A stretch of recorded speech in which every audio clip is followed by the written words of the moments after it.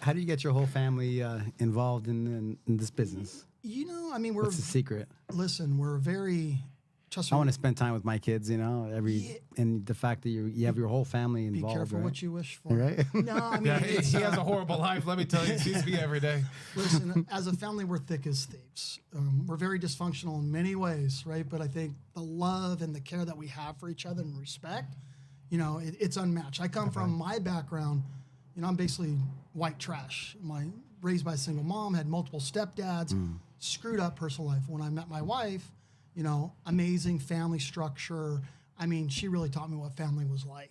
Sorry, I'll get a little choked up.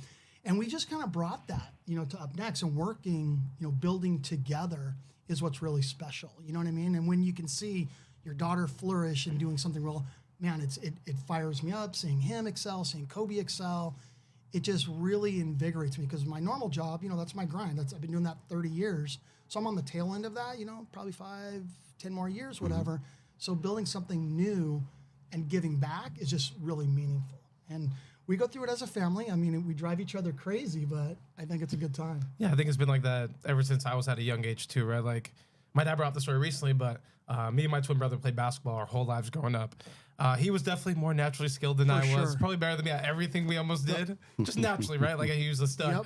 But our passion was basketball at the time. That's what we were playing. We were in high school, and then, you know, he made the JV team for sure, and there was room. You might make it, you might not. So, you know, my dad had to sit down with me. He just talked to me, hey, you're going to have to put some more work in. Doesn't come as naturally to you, but you got to do it.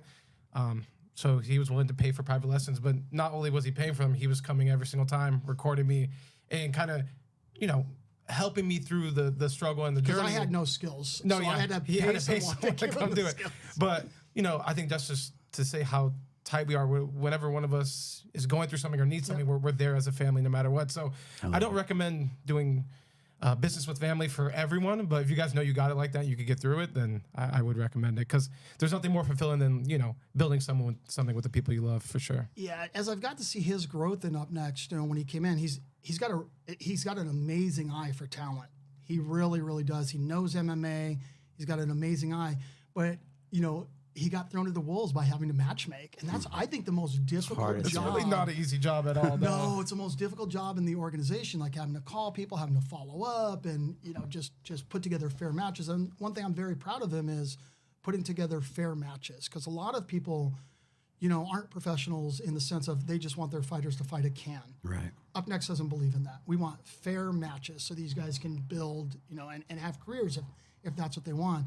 So being 27 years old, you know, going head-to-head with these old head coaches and guys who have 20 plus, 30 years in the industry, and kind of, you know, saying, hey, no, this is what we need to do. I think that takes a lot of strength to do that. And so I'm really, really proud of him, and sticking by his morals and values of saying, we've got to make the right fights, you know? No, definitely. I feel like the fighters, you know, don't deserve anything less than that too. Yeah. I don't believe in, especially as rising stars, to just get a 5-0 record, but you're fighting guys you know you could beat. Because when you go pro and the losses really do matter, you haven't been tested. Yeah.